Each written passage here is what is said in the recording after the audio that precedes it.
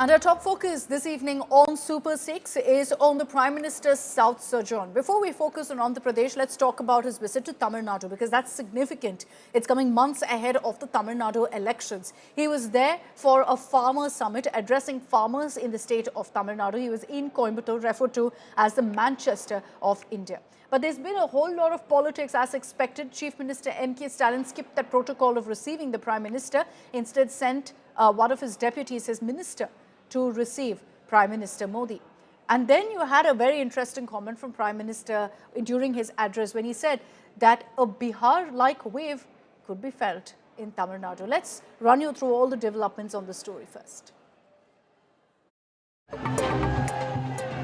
Just months ahead of the Tamil Nadu elections, Prime Minister Narendra Modi visits Coimbatore. But even before the trip began, politics took center stage.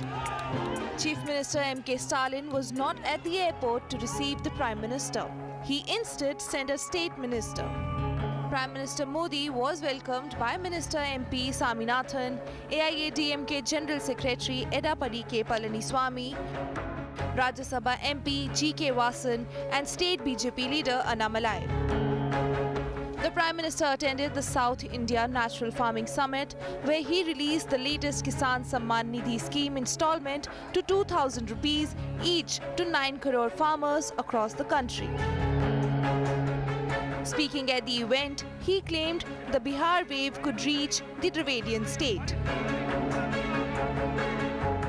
जब मैं यहाँ मंच पे आया तो मैं देख रहा था काफी किसान भाई बहन वो अपना गमछा घुमा रहे थे तो मुझे लग रहा था कि बिहार की हवा मेरे आने से पहले पहुंच गई है. Ahead of the Prime Minister's visit, Chief Minister Stalin had written to Modi demanding an increase in paddy procurement from Tamil Nadu. Meanwhile, a DMK leader compared the Prime Minister to a demon and claimed that Tamil Nadu would be better without him.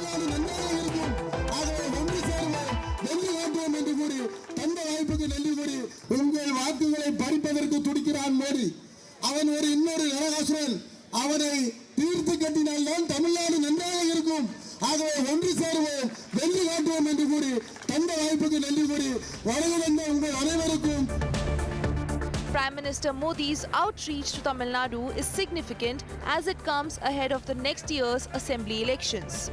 The BJP has tied up with the AIADMK to take DMK in the state. With Pramod Madhav, Bureau Report, India Today.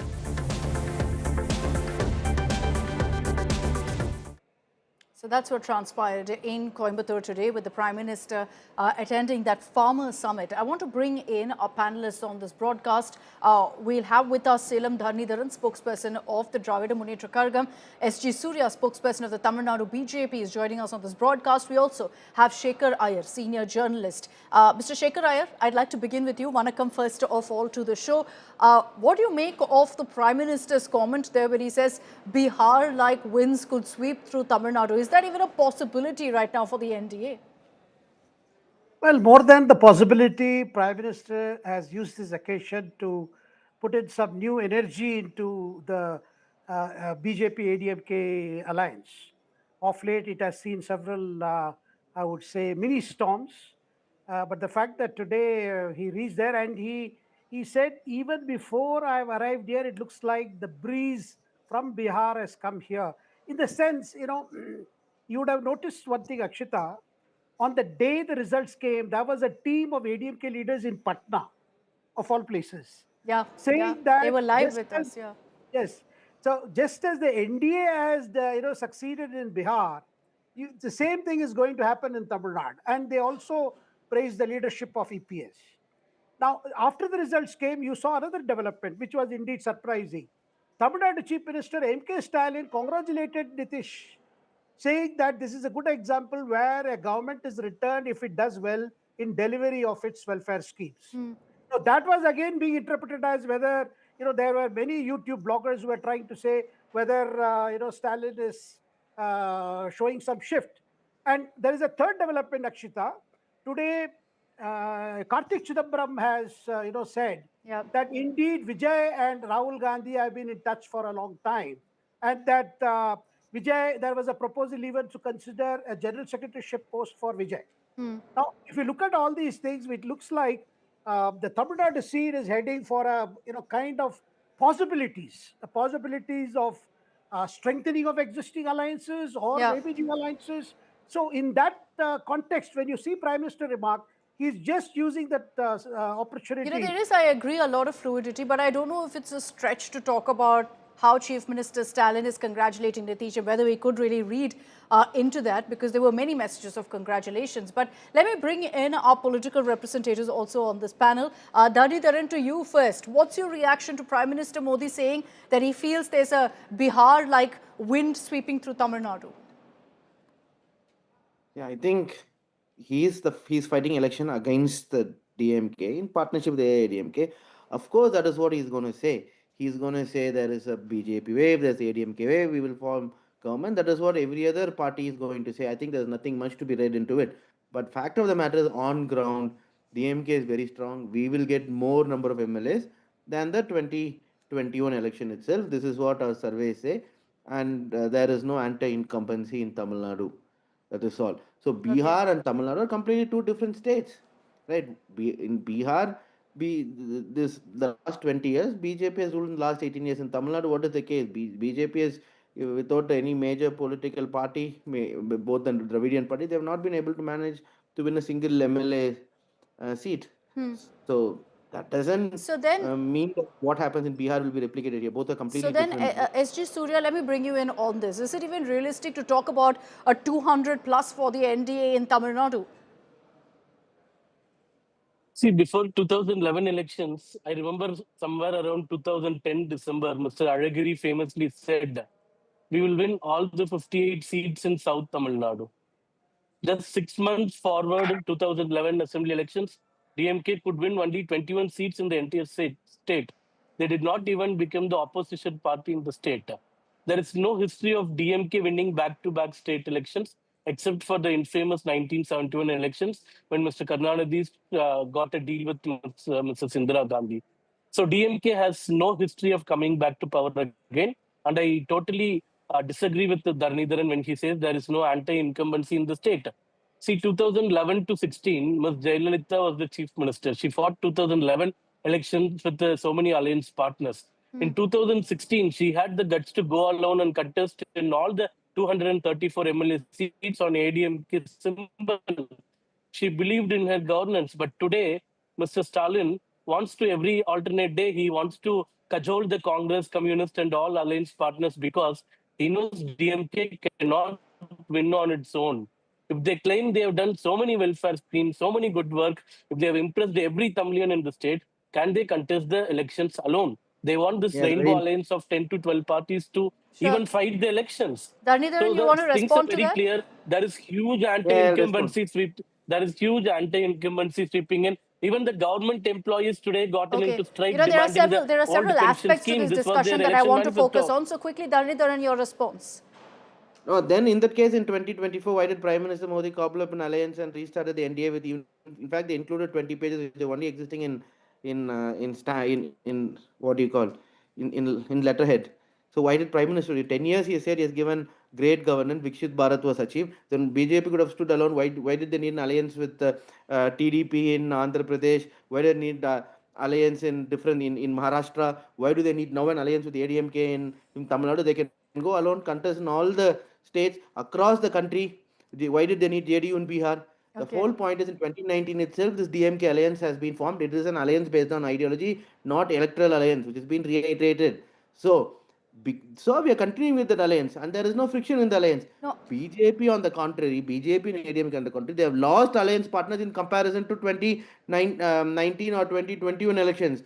Now they are having lesser partners. We don't know where the DMDK, which has been a part of AIADMK is going to go. We don't know about the PMK, which is going to split into a couple of factions. No, alliances, The let's government be very clear that everyone needs allies. I think that's evident really in what's happened in Bihar as well. If that's one takeaway perhaps that Tamil Nadu can learn from, because I don't see any other comparison that can actually be drawn between what's happened in Bihar and Tamil Nadu. There are several aspects to this discussion that I want to focus on, because there were a number of headlines that emerged from the Prime Minister's visit to Coimbatore. One of those was that you had a very controversial comment made by a DMK leader about Prime Minister Modi. I want you to listen into this before we get in reactions also on that. உங்கள் வாக்குகளை பறிப்பதற்கு துடிக்கிறான் மோடி. அவன் ஒரு இன்னொரு நரகாசுரன். அவனை தீர்த்து கட்டினால்தான் தமிழ்நாடு நன்றாக இருக்கும். ஆகவே ஒன்று சேருவோம், வெற்றி காட்டுவோம் என்று கூறி தந்த வாய்ப்புக்கு நன்றி கூறி வழங்க வந்த உங்கள் அனைவருக்கும் மீண்டும் ஒருமுறை நன்றி கூறி Dharanidharan, do you agree with that kind of language that was used? Yeah, again, every time when you translate from Tamil to English, there could be some like it could be, maybe the translation was right. But what is pertinent to note is that the fear is that because of SIR, people may lose their vote. And I think this is bad for the democracy. And they say the SIR process should stop. And that is about it. No, I'm asking you very clearly, do you condemn what he said or not? I know Tamil, so I know exactly what he said, Dharanidharan. And firstly, I couldn't also hear it properly because your audio was very bad. I could only see the translation. That's point one. And I don't know who Jibe is. Of course, he's my party functionary, but he's not neither a spokesperson nor someone. He's part of the. He's a member of the party. Isn't that enough? SG Surya. No. The point is, I also couldn't hear it properly. As I said, when you played it, the voice quality was really bad. I could only see the translated English version. No, so that's what he said. But SG Surya, go ahead. Akshita, Jaibalan is a district secretary of Tenkasi district. Obviously, he is miles ahead of Dharanidharan in the pecking order of DMK. And I'm very amused that he does not know Jaibalan. He's a district secretary. You know how powerful is a district secretary position in DMK? They are literally the kings of the district. They can do anything. So he is not knowing Jaibalan is first shocking. Second, more shocking is he does not know about this comment that he has made, which is spreading like wildfire. The DMK has not condemned it officially. Today, we have filed complaint with the SP and also DGP in Chennai against this unacceptable remarks. First, Stalin not coming to receive Prime Minister is against the decorum of any proper politics. Second, DMK not condemning such wild language, such violent language by a DMK senior leader is again more shocking. But we don't expect anything better from DMK. This is not acceptable at all, and I'm sure all this culminating into the biggest of arrogances, they will not become so you've even touched the upon opposition one party in 2026 like they came in 2011. Okay, you've touched upon one issue, which is about Chief Minister Stalin not receiving the Prime Minister. Dharanidharan, do you want to respond to that? Because the BJP is repeatedly saying that this is an insult to the Prime Minister. No, as per protocol, the minister should receive. Even when he went to Madurai recently, it was the local Madurai minister who received. So every time it has been different ministers has been receiving him.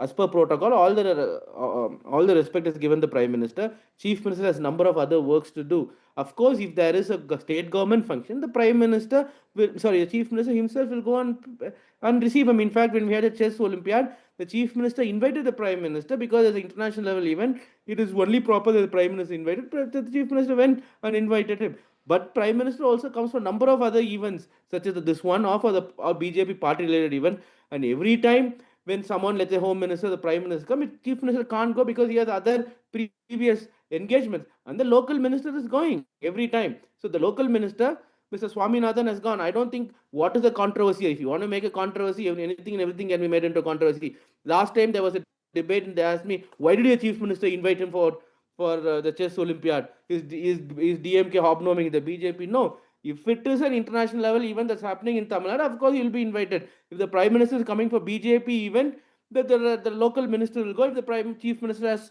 previous engagements. So I don't know what is the whole controversy in this matter. Okay. I want to also cut across to a news break that's coming in.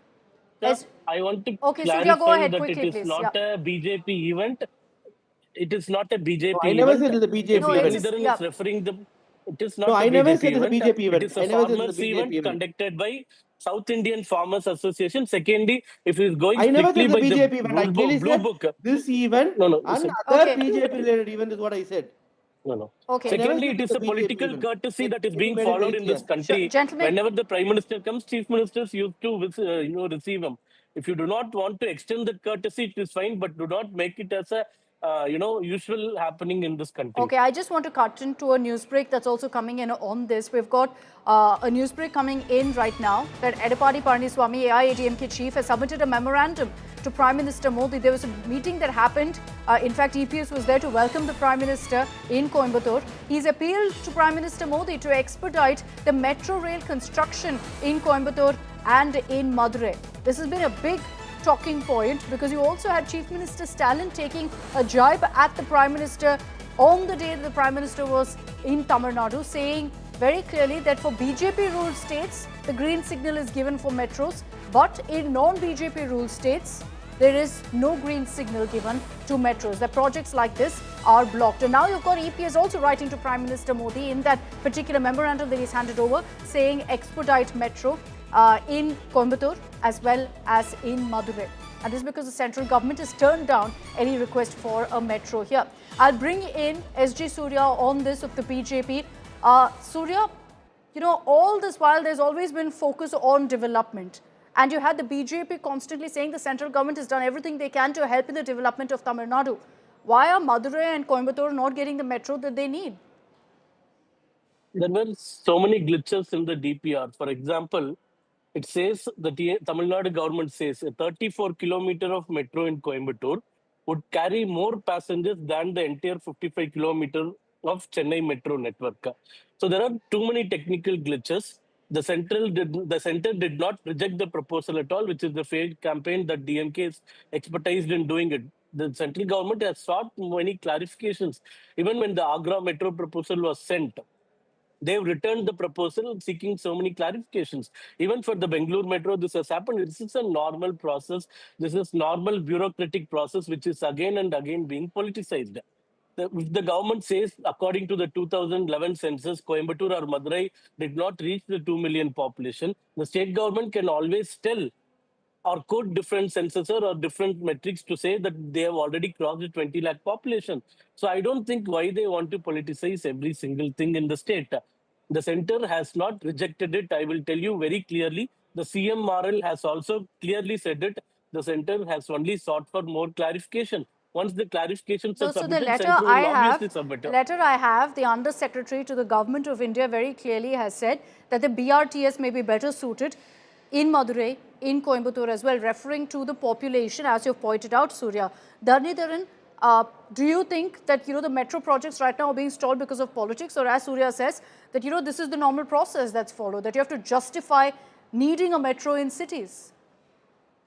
Surya may say whatever he wants to say, but the fact of the matter is that not just Tamil Nadu, every non-BJP or BJP alliance rule state have been neglected by this union government, and there is data how much metro for even the Chennai phase 2 metro, you compare it with how much Maharashtra BJP rule has been getting or how much Madhya Pradesh is getting in percentage terms. The union government contribution is more. Not just metro, you go to Kelo Bharat, the BJP rule state, Gujarat, which is the least lowest contingent in Olympics, gets 600 crores, Tamil Nadu gets 30 crores. So there is discrepancy for in every project when it comes to union government in how they treat the non-BJP rule state, not just metro. Agra, okay, is a much smaller city than Coimbatore. And of course, as you read out, they did say that the population is smaller, metro is not suitable. This is the problem. What happened to AIIMS Madurai? AIIMS Madurai in Tamil Nadu alone was JICA funded, but now the BJP rule state is 100% union government funded. So this is a discrepancy. Why did the AIIMS Madurai get delayed? Simply because it said it's a bank loan JICA funded project, and the whole funding got delayed, right? So, but on the contrary, in Assam and when Himachal Pradesh, when BJP was ruling, the project started in the first year and got completed by the 5th year itself. So this stepmotherly treatment is a problem. Or when it comes to drought relief fund or flood relief fund, which we asked, Gujarat was given 2,000 crores the next day. Tamil Nadu was never given any money. Right? No, so the kind issue, of exists on all levels, not just the metro. center versus state, the center versus state. Shekhar Iyer, final word on this, the center versus state fight. And this narrative that, look, the central government is not giving Tamil Nadu its due, not giving, the necessary development to the state. Do you think that this is a narrative that will really fly in the upcoming elections? No, this will be an issue because DMK has made it a talking point throughout last couple of years, whether it is for national education project or for. But you remember there was a controversy about Chennai Metro not getting funds from center for its second phase, but finally it was approved in October 2024. In fact, 8,000 crore and odd center has already released 3,000 crore. No, definitely I don't see this metro being a big issue because ultimately NDA will also come out with a manifesto for Tamil Nadu elections, where all these aspects will be taken care. As you pointed out, Okay. some of the criteria in terms of cost benefit for a project of this kind of investment, that has been pointed out. So I don't think this is going to be a stumbling block in terms of what expansion of metro, because PM himself has been quite clear, because at the moment there are more than almost 24 metro projects are on in this country. Okay, all right. We'll leave it at that. Shekhar Iyer, Dharnidharan and SG Surya, thank you for your time. Thank you for joining us here on India Today. I want to focus now on also the Prime Minister's visit this morning to Andhra Pradesh's Puttaparthi for a grand tribute to Satya Sai Baba. You had Aishwarya Rai, Sachin Tendulkar there. What went viral was actor Aishwarya Rai touching the Prime Minister's feet and heaping praises on him. Here are some of those highlights.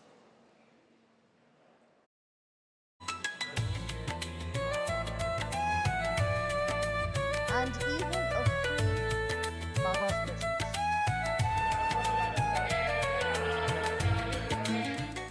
It was a massive event to celebrate the legacy of Satya Sai Baba in Andhra's Puttaparthi today.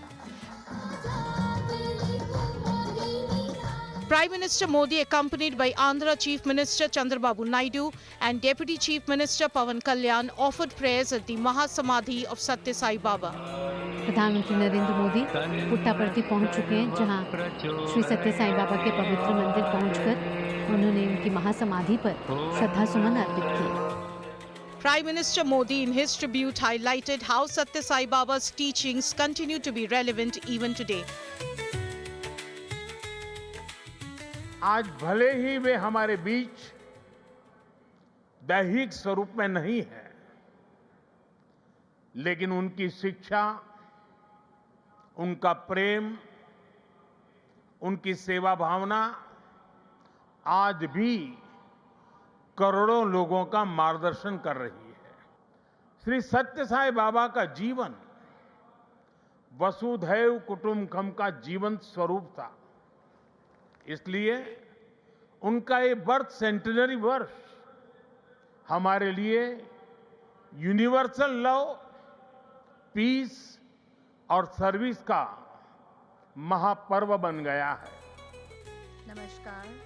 But another headline-grabbing moment from the event was actor Aishwarya Rai Bachchan, who heaped praise on Prime Minister Modi. I extend a heartfelt thank you to you, our Honorable Prime Minister Narendra Modi ji. Your presence here adds sanctity and inspiration to this centenary celebration. After her speech, she was seen touching Prime Minister Modi's feet for his blessings too. In the mid-90s. Cricketer Sachin Tendulkar was also present at the event and paid his tribute to Satya Sai Baba. I received a phone call saying that Baba has sent you his book. It brought a smile to my face. I knew that this World Cup is going to be a special one for us. When India played against Sri Lanka in Mumbai and ended up lifting that trophy. Locals gathered in large numbers to catch a glimpse of Prime Minister Modi on the sidelines of the event. The sheer volume of the crowds gathered indicating the pull the Prime Minister has, even in the south. Bureau Report, India Today.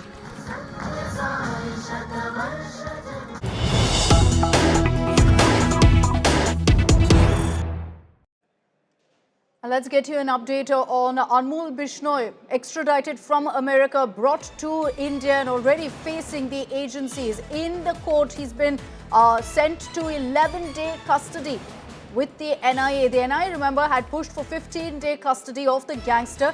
Anmol Bishnoi is the brother of Lawrence Bishnoi and is wanted in several cases. The Sidhu Moosewala murder, Baba Siddiqui murder, the threats to Salman Khan, NIA has mentioned in court that they wanted to grill Bishnoi over source of funds, over members part of the gang and how the syndicate operated from America in India. The court has agreed and granted 11-day custody. Shrishti Oja is joining us with more details on this. So Shrishti, we understand that Bishnoi was produced in court and very clearly the NIA spoke of how this is a larger conspiracy that needs to be looked into. They sought 15 days, got 11.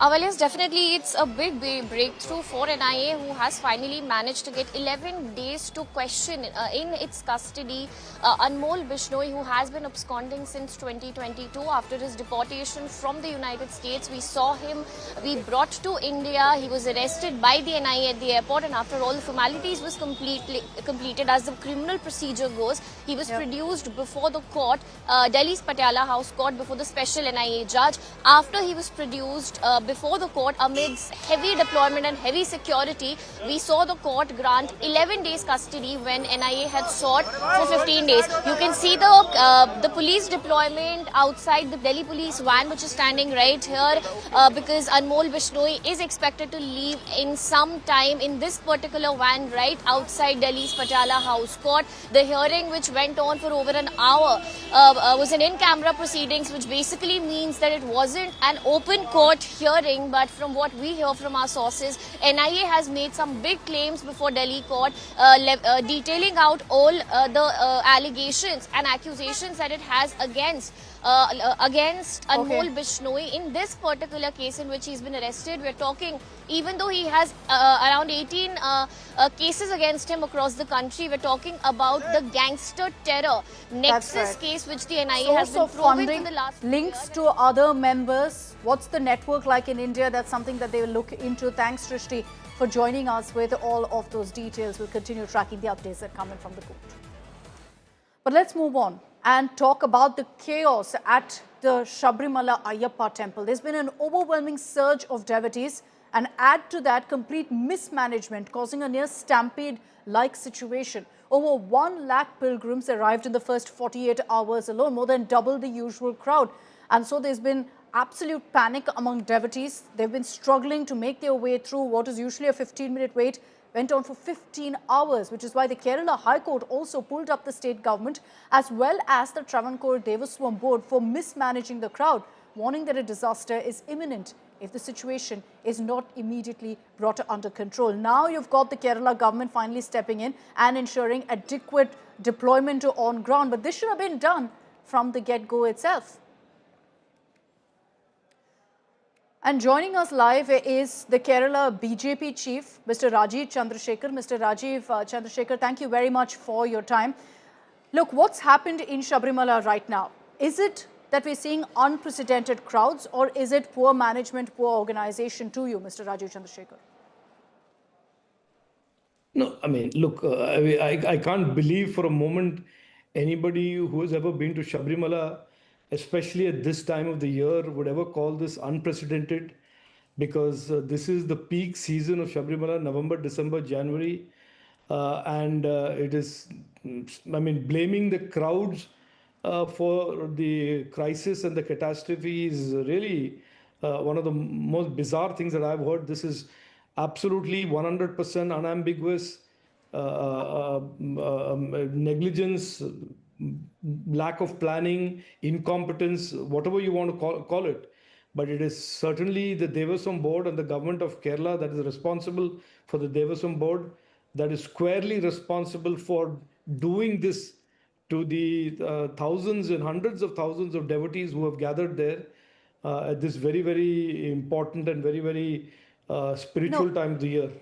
So you've also had the Kerala High Court, Mr. Rajiv Chandrasekhar, speak about this today, warning that a disaster could happen unless immediate steps are taken to ensure adequate preparations on ground. Now, correct me if I'm wrong, but I remember similar images coming in last year too from Sabarimala of the chaos that broke out, of devotees having to wait for hours together. Is this a recurring issue? And if it is, what really, who do you blame in this? No, this is not just a recurring issue. This is not just for the last 2 years. You know, I have worshipped at Sabarimala for 19 years. on a trot, except for the floods. And this is almost all the time. This is not just 2 years. This is not just CPM government. This predates the CPM government. Even during the Woman Chandi government, the cries and the calls for improving the facilities, improving the safety, improving the conditions for these lakhs of devotees that are coming from all over the country has been made, has been heard. But throughout these last 10, 15 years, there has been absolutely no interest, no response of any kind by the government, excepting for these cosmetic things that they do. And certainly in this particular government, Pinarayi Vijayan's government, they've taken it to the next level, where just a few months ago, they had the gall to organize an Ayyappa Sangamam with taxpayer money, where no Bhakta showed up, but they were celebrating Ayyappa and they were celebrating Sabarimala as a global center for spirituality, and I'm using their words. And this is the kind of hypocrisy that is visible in Kerala.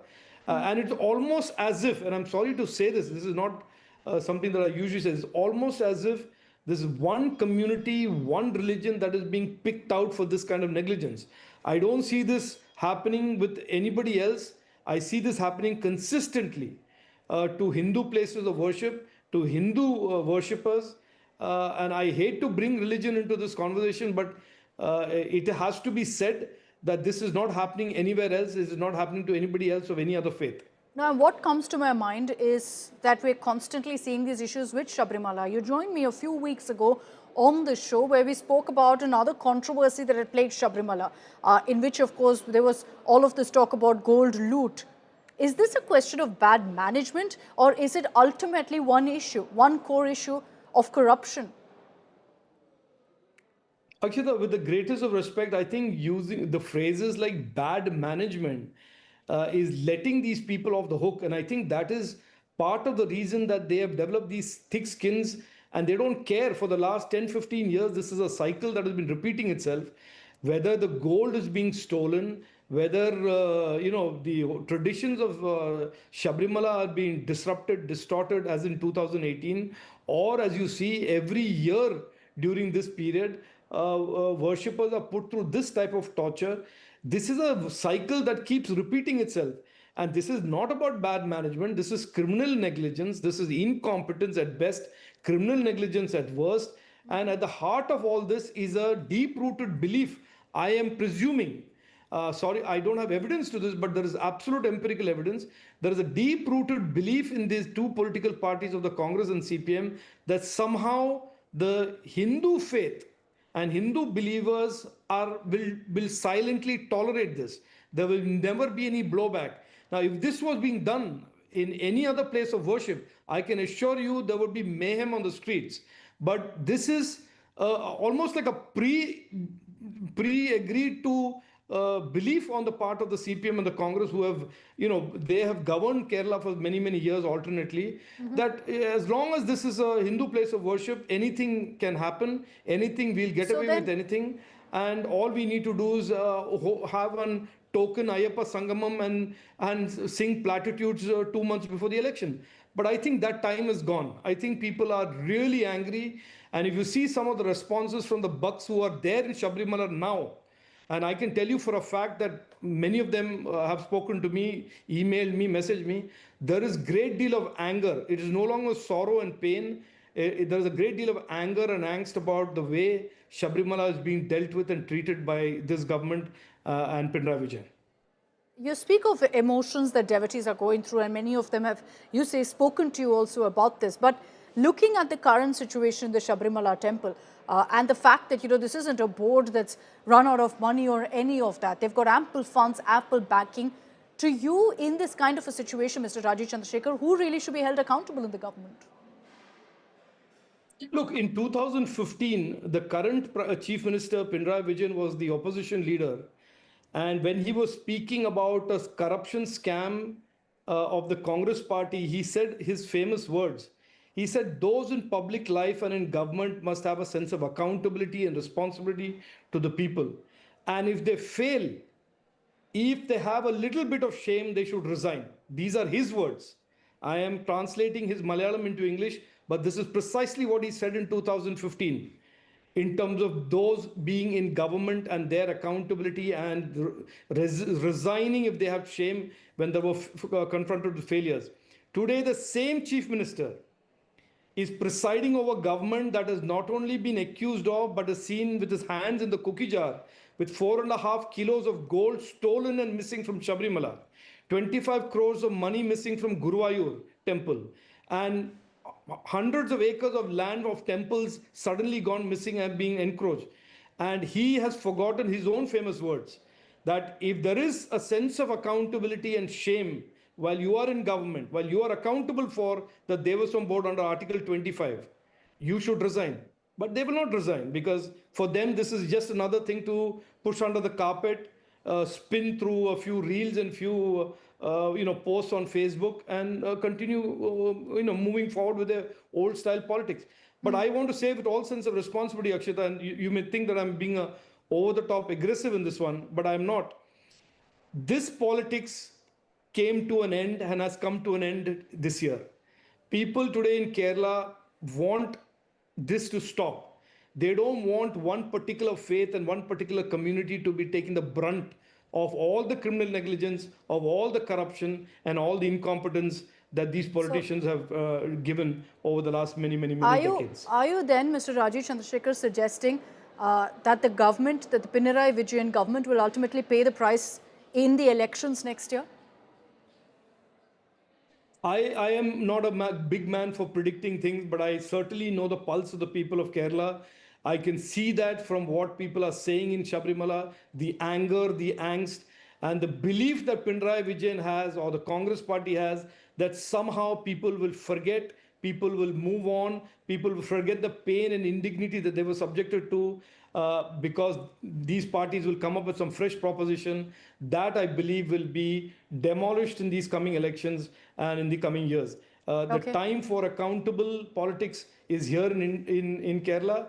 And I think people see all around them, all around the country today, people electing governments that are accountable, that are delivering, that are serving the people of their states, whether it's Bihar, whether it's Maharashtra, whether it's Haryana.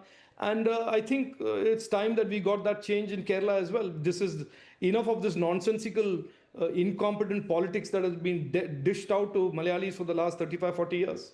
Let's see if that actually happens in Kerala in the upcoming elections. But this also touches upon an issue naturally that perhaps we're just never ready for massive events, for mass events. And we've seen stampede-like situations, stampedes break out in so many of these kind of events.